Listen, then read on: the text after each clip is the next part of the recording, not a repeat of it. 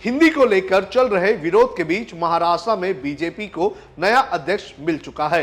डोंबिवली से आने वाले विधायक रविंद्र चव्हाण को महाराष्ट्र बीजेपी का नया अध्यक्ष चुना गया है। देवेंद्र फडणवीस और आरएसएस के करीबी माने जाने वाले चव्हाण को नया अध्यक्ष बनाकर बीजेपी ने एक तीर से कई निशाने साधने का काम किया है। कहा जा रहा है कि चव्हाण के अध्यक्ष बनने से सबसे ज्यादा झटका एकनाथ शिंदे को लग सकता है। इस वीडियो में हम आपको बताएंगे कि कौन है रविंद्र चव्हाण और उनके अध्यक्ष बनने से बीजेपी कौन कौन से निशाने साधने का काम कर रही है। नमस्कार, आप देख रहे हैं लोकमत हिंदी। मेरा नाम है सोनू कनौजिया। सबसे पहले जान लेते हैं कि कैसे हुई है चव्हाण की नियुक्ति। चव्हाण का महाराष्ट्र अध्यक्ष बनना लगभग तय था, क्योंकि उन्हें इसी साल जनवरी के महीने में पार्टी ने महाराष्ट्र का कार्यकारी अध्यक्ष चुन लिया था। सोमवार को पार्टी के चुनाव के लिए ऑफिशियल नामांकन भरने की डेट तय की गई थी और उसी दिन सिर्फ चव्हाण ने अध्यक्ष पद के चुनाव के लिए नामांकन भरा, जिससे यह साफ हो गया कि अब इस पद के लिए कोई चुनाव नहीं होगा और उन्हें निर्विरोध अध्यक्ष चुन लिया जाएगा।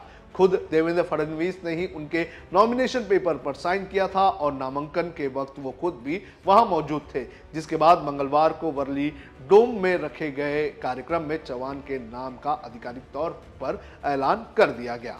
अब जान लेते हैं कौन है रविंद्र चव्हाण और क्या है उनकी राजनीतिक पार्श्वभूमि।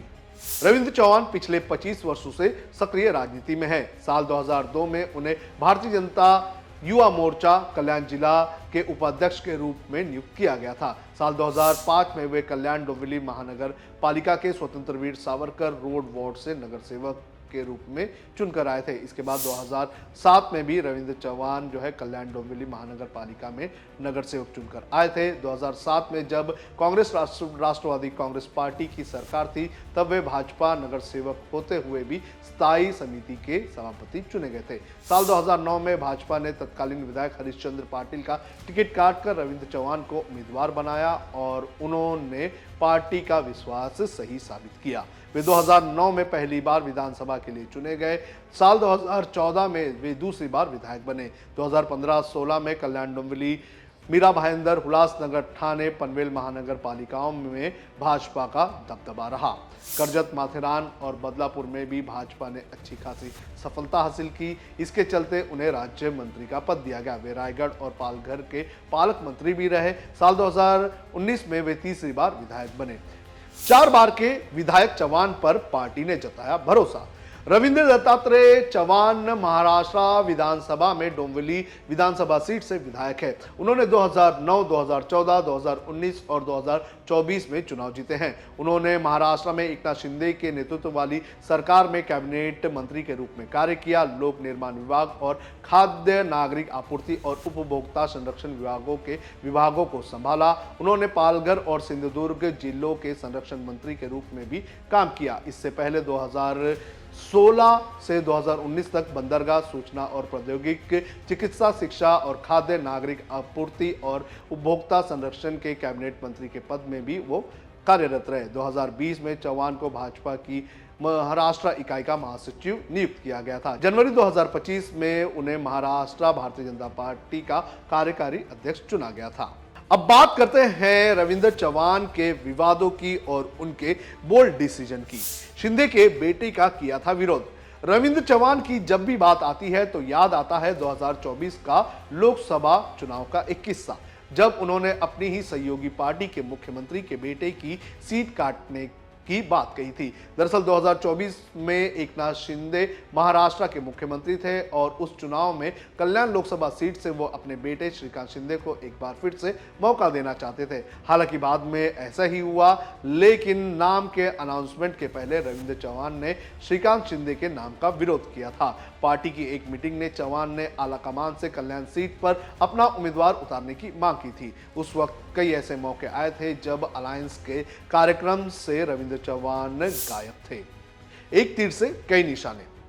रविंद्र चव्हाण को प्रदेश अध्यक्ष बनाने से बीजेपी ने मराठा आरक्षण, कल्याण डोंबिवली इलाके में पार्टी का दबदबा और एकनाथ शिंदे को कमजोर करने का काम किया है। सबसे पहले बात करेंगे मराठा आरक्षण आंदोलन की। पिछले कई सालों से महाराष्ट्र में बीजेपी के लिए सबसे बड़ा सरदर्द मराठा आरक्षण का मुद्दा रहा है। लोकसभा चुनाव में भी बीजेपी को महाराष्ट्र में मराठा आरक्षण का झटका लगा था और उसे ही कम करने के लिए अब बीजेपी ने मराठा समुदाय से आने वाले चौहान को अध्यक्ष बनाने का काम किया है।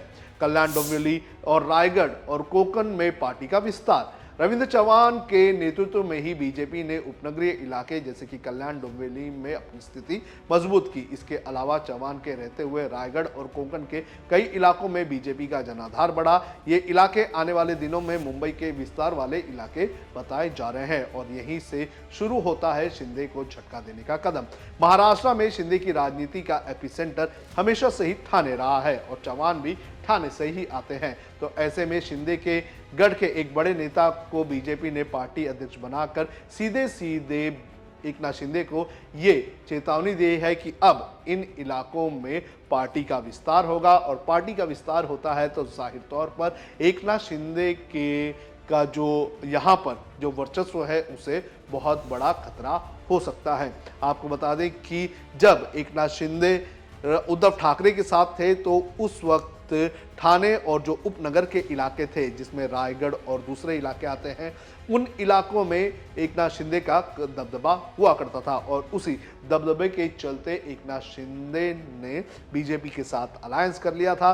लेकिन अब बीजेपी ने एकनाथ शिंदे के ठाणे से आने वाले ही एक नेता को अपने पार्टी का अध्यक्ष बनाया है। तो इससे आने वाले दिनों में हो सकता है कि जो राजनीतिक डेमोग्राफी है वो इस इलाके की चेंज हो। एकनाथ शिंदे के कई फैसलों पर और उनकी पार्टी के विस्तार पर असर पड़ सकता है। तो कई सारे निशाने साधे गए हैं रविंद्र चौहान के आने से। देखना जरूरी है कि आगे ये अलायंस किस तरह से चलता है। क्या एकनाथ शिंदे को वापस से बीजेपी अनकंफर्टेबल करने का काम करेगी? आपको क्या लगता है? आप हमें कमेंट करके जरूर बताएं।